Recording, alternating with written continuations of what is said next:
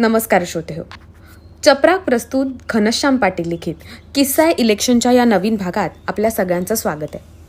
आजचा किस्सा आहे कलरफुल नेता.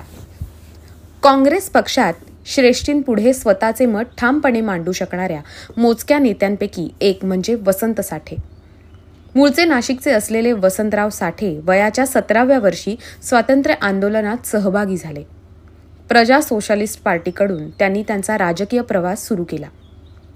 महाराष्ट्र राज्याच्या स्थापन वर्षात म्हणजेच 1960 साली त्यांनी काँग्रेसमध्ये प्रवेश केला आणि काँग्रेसशी कायम एकनिष्ठ राहिले. इंदिरा गांधी आणि राजीव गांधी यांच्या मंत्रिमंडळात त्यांनी उल्लेखनीय योगदान दिले. अकोल्यातून ते खासदार म्हणून निवडून गेले. काँग्रेस पक्षाला हात हे निवडणूक चिन्ह मिळवून देण्यात या मराठमोळ्या नेत्याचा मोठा वाटा आहे. इंदिरा गांधी यांचे अत्यंत विश्वासू सहकारी असलेल्या साठे यांनी माहिती आणि प्रसारण मंत्री म्हणून काम केलं.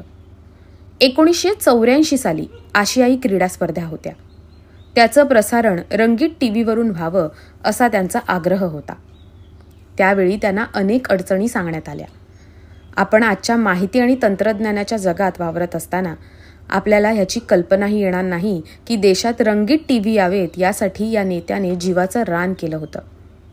दूरदर्शनच्या साध्या मनोऱ्यावरून रंगीत टीव्हीचं प्रसारण करता येणार नाही असं त्यांना सांगण्यात आलं. मग साठे यांनी अमेरिकन एम्बसीतून त्यासाठीचं उपकरण मागवलं आणि इंदिरा गांधी यांच्यासमोर त्याची यशस्वी चाचणी केली.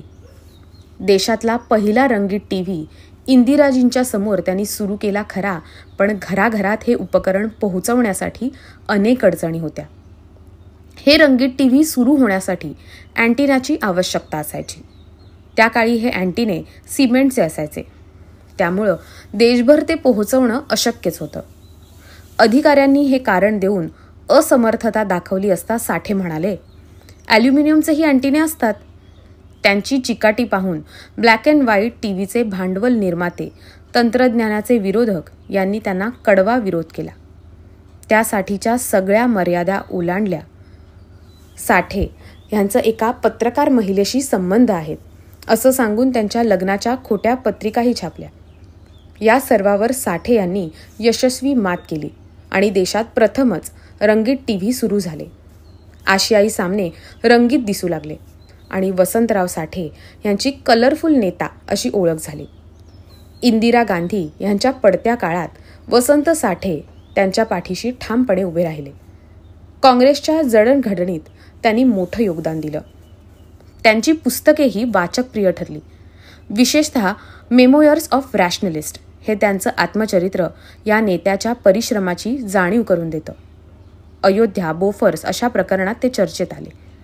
आजच्या काँग्रेसच्या पडत्या काळात वसंतराव साठे यांच्यासारख्या नेत्याची आठवण त्यामुळेच प्रकर्षाने येते. तर श्रोतेहो, हा आजचा किस्सा तुम्हा सर्वांना कसा वाटला हे तुमच्या प्रतिक्रियांमधून आम्हाला नक्की कळवा आणि अशाच धमाल किस्स्यांसाठी आणि मराठी साहित्यासाठी आमचं चॅनल जरूर सबस्क्राईब करा. तसंच पुणे शहरातून साहित्य चपराक हे मासिक आणि चपराक प्रकाशन ही उत्तमोत्तम पुस्तके प्रकाशित करणारी ग्रंथ प्रकाशन संस्था चालवण्यात येते. साहित्य चपराक मासिकाचा अंक दरमहा 10 तारखेला प्रकाशित होतो. आपले साहित्य पाठवण्यासाठी, चपराकमध्ये जाहिराती देण्यासाठी आणि नवनवीन पुस्तकांच्या माहितीसाठी संपर्क घनश्याम पाटील, संपादक चपराक.